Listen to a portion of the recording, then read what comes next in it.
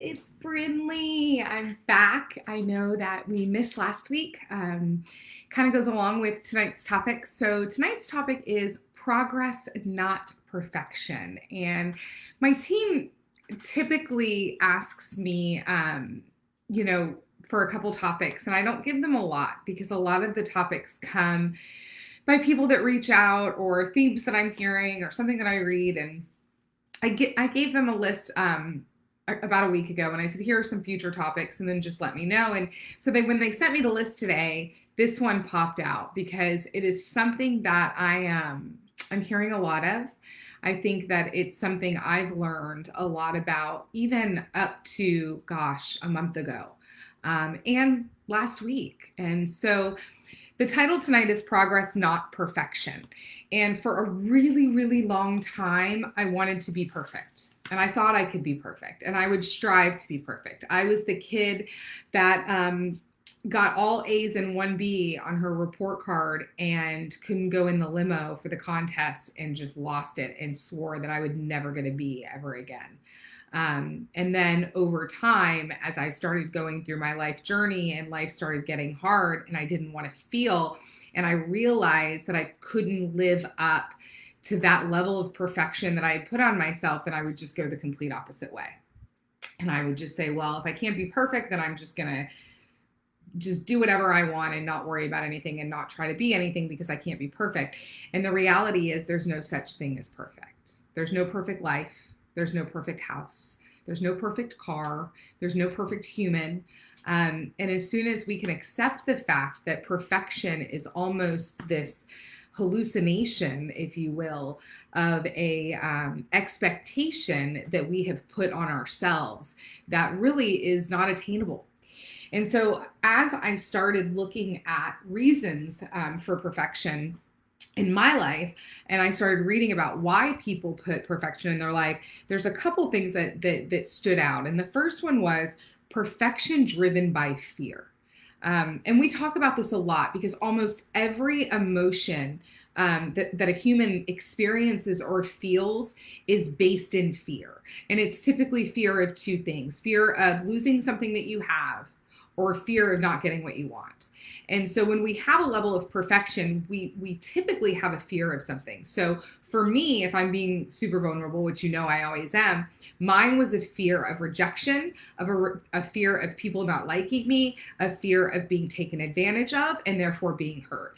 My triggers, which everyone in my world knows, good and bad, and they have reared their ugly head, and they have cost me friendships, they have cost me professional relationships. I'm finally learning how to handle those triggers and how to approach them. We all have them. And so for me, it was that rejection. And if you knew me last year, probably all of 2019, I had hair extensions. I had fake lashes. I was doing everything that I could because I wanted her hair. I wanted her lashes. I wanted to look like her. And I was comparing my insides to everyone around me's outsides. And a friend who I trust, because I have people in my life today that will do it, called me out on it. And she said, Brindley, you're just not you. You're not authentic anymore. What is going on? And the truth was that I was unhappy. I was in an environment that I wasn't flourishing in. I wasn't in business with people who had the same values as me, and therefore I had lost myself. And I couldn't live up to this perfection of what others were putting at me. I was afraid that I was going to lose. No one was going to want to hear from me. No one was going to want to work with me anymore. No one was going to want me to coach them. Nobody was going to like me. And I started becoming someone I didn't want to be. And so what that did was it caused me to have all of these, make all of these decisions on reaching this level of perfection that was defined by everyone else, not by myself.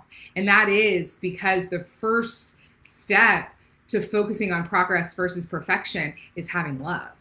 Love is unconditional. Perfection is conditional. When someone wants you to be perfect, hi, Christy, and they will put a condition on you that unless you are this way, I won't be around you. Or unless you're this way, I can't have you in my world. And that's where grace goes out the window, forgiveness goes out the window, letting go goes out the window. We can still set boundaries. We can say, I'll have you in my life, yet it's going to look very different than it did before. Yet we have to be able to give people grace. Lord knows I have made a ton of mistakes. I have not been kind. I have been, hi, Shawnee. I have made mistakes because I'm human and I'm not perfect. Yet every time I make those mistakes, I learn from them. And all I can do is focus forward and make sure that I do my best to make sure it doesn't happen again. And sometimes I make that same mistake 3-4 times. I fall off the bike numerous times and I scrape my knees. And as long as I'm learning and I'm moving forward. So what I want you to remember is that we're all going to have self-doubt. So I was watching Masterclass. If you don't know what Masterclass is, it's really cool. They have like all these famous people and people that are really excelled in their fields teach these classes. You can go to masterclass.com. And Sarah Blakely, who founded Spanx, a lot of us follow her and look to her as a female entrepreneur and leader.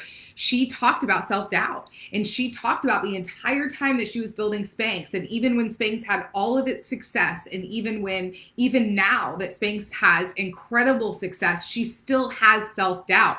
We are always going to have self-doubt. Self-doubt is actually a signal of progress. It is not a signal to stop. So what's important is that, I know, David, I need to tattoo it on my brain too. What's important for us to remember is when the self-doubt comes, how are we going to handle it? How are we going to combat it? What are we going to use to fight the battle of self-doubt in our minds? And so if you want to have progress, not perfection, plan for the obstacles, plan for the self-doubt. What could the obstacle and the challenge be in moving forward? And when that happens, what am I going to do? And who's going to hold me accountable to doing that? You know, Thomas Edison, I love what he said. You know, he didn't say I failed 10,000 times in making the light bulb. He said, I just found 10,000 ways for it not to work, right? I just found out 10,000 ways it didn't work so that I could find the way that it worked. So we have to shift our mindset that progress is the only thing that is perfection. As long as you are focused on progress and baby steps. So I had a coaching client today that we were talking, and we said, I said, are you doing anything for yourself? And honestly, you could tell she wasn't. You know, we all have physical signs when we're tired and when we're not doing the things that we should be doing. And she said, I should probably do yoga. Now, a lot of people would push someone and say, great, what are we going to do? How many times a week are you going to set it up? And I said, what is one baby step commitment that you can do this week? And she said, I can commit to doing yoga one day. Well, how am I going to get that in? And are things open? And I said, well, yeah, I did yoga in Bar in Washington, and they're pretty strict up there. And everybody knows Florida, you know, we're just living the dream down here, and everything's open here. I said, but you know, they also have online stream classes. And she said, I can commit to doing one live stream this week. I said, great, let's just start there. That's progress. What happens is that we set these big, audacious expectations on ourselves, and then we don't hit them, and then we feel like a failure. When how do you eat an elephant? One bite at a time, which we've talked about. Set the little thing, and then you always feel like you're winning and you're making progress. Take the small steps, ignore the drama. I've had a lot of drama thrown at me, and I am a recovering drama queen. I am not afraid to admit it. Everybody knows it. If you talk to anybody, they're going to tell you it's something I work on. It's something that I have gotten sometimes really good at. Progress, not perfection, right? And yet somebody taught me, I think it was Ben Kenny, because he studies a lot of Winston Churchill. You don't have to bark back at every dog that barks at you. So meaning that you don't have to respond to every distraction. You don't have to get involved in every bit of drama. You can acknowledge it, set the boundary, move on, and let go. Do not allow people to rent space in your head. That is expensive real estate. And when we get involved in drama, first and foremost, it has usually nothing to do with us. It's them. It's their pain. It's what they're going through. It's their hurt. It's their anger. And we're getting drawn in, and we're allowing them to project their stuff on us. And I've had a lot of stuff lately that thrown at me that people want to ensue drama, or drama could be ensued. And I've just had to say, as much as this is yucky and stinks and I don't like it and I want to fight, I'm just going to step back. You know, I recently deleted someone on Facebook, and not because I didn't want them to see me. I deleted them because I didn't want to see them. They were a trigger for me. I didn't want to see what they were posting. I didn't want to see what was going on because I know it's a trigger for me and I have to take care of me, right? And I have to do what's right for me. So it's okay to delete that person.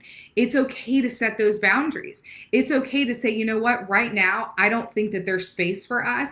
And I'm not saying forever. Let's reconvene in a few months and see where we're at. So again, progress, not perfection. Don't put an element of perfection on yourself that no one can hit, even you. I hope this has helped. Remember that, positive quitting is okay. It is okay to walk away. It is brave and it is courageous to walk away.